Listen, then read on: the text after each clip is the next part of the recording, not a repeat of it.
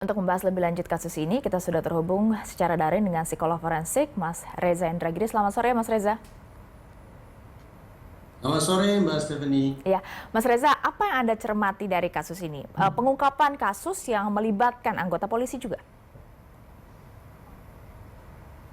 Secara kebetulan ada kesamaan situasi antara eh, almarhum pada kasus ini dengan mendiang Brigadir Yosua dalam kasus Duren 3 tahun lalu. Kesamaan-kesamaan itu yang membuat kemudian persepsi publik tergiring. Adakah kemungkinan bahwa kasus Kaltara pun terjelaskan sebagaimana situasi pada kasus Duren 3? Tiga situasi yang saya maksud adalah sebagaimana pemberitaan di media massa. Pertama, almarhum berpangkat brigadir.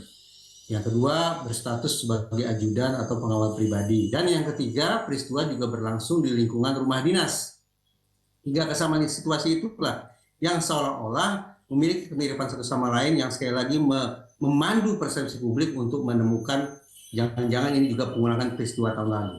Tetapi walaupun begitu, saya tetap membangun optimisme bahwa berbeda dengan kasus penembakan mendiang Brigadir Yosua, saya sungguh-sungguh berharap bahwa pengungkapan kasus ini akan bisa berlangsung secara 4 tolak ukur, yaitu menyeluruh, tuntas, objektif, dan transparan. Apakah untuk mencapai transparan tadi misalnya atau objektif tadi, apakah perlu seperti yang kita ingat di kasus kematian Brigadir Yosua harus ada autopsi dengan tim independen di luar Polri untuk bisa meyakinkan publik maupun keluarga? Sejatinya saya yakin bahwa otoritas Polri sudah memiliki kemampuan, sudah memiliki sarana dan prasarana yang memadai untuk melakukan pemeriksaan secara objektif baik dari sisi ketaatan pada peraturan yang berlaku dan juga objektif dari sisi bagaimana ketentuan riset, ketentuan ilmiah akan bisa memandu kerja teman-teman di kepolisian. Tapi persoalannya adalah masalah atau kasus ini kadung menyedot perhatian publik dari sisi yang negatif. Yang saya maksud adalah di satu sisi cukup mengagumkan bahwa Polda Kaltara dalam waktu kurang dari 24 jam setelah peristiwa sudah bisa menyampaikan kepada publik bahwa meninggalnya almarhum bukan karena bunuh diri, melainkan diduga kuat akibat kelalaian atau kecelakaan. Pada satu sisi mengagumkan, tapi pada sisi lain mencengangkan karena pertanyaannya adalah apakah mungkin bahwa kemudian betapapun sifatnya spekulatif, tapi Polda Kaltara sudah bisa mengeluarkan pernyataan sedemikian rupa. Padahal kita bisa bayangkan pemeriksaan TKP butuh waktu, visum et repertum butuh waktu. Kalaulah kemudian otoritas psikologis dilibatkan untuk melakukan pemeriksaan, juga butuh waktu. Para saksi dan seterusnya dan seterusnya. Nah sekali lagi bagaimana mungkin dalam waktu kurang dari 24 jam justru sudah keluar pernyataan betapapun sifatnya spekulatif.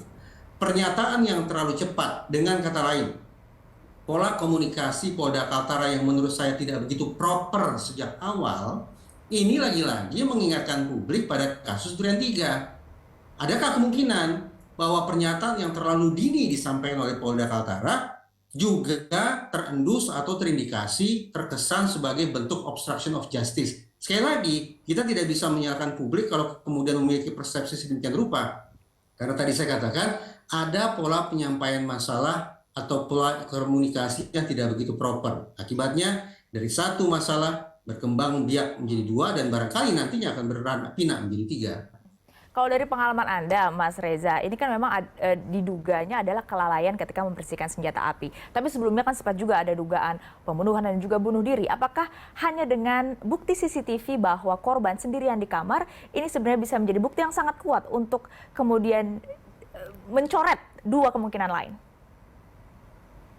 Saya tidak tahu rekaman CCTV apa yang dimiliki dan seberapa jauh kemudian rekaman visual itu bisa menampilkan rangkaian peristiwa, rangkaian perilaku yang cukup bagi Polda Kaltara untuk menarik kesimpulan tentang apakah kematian almarhum itu disebabkan karena faktor alami, ataukah karena kecelakaan, atau maaf karena bunuh diri, atau bahkan karena pembunuhan.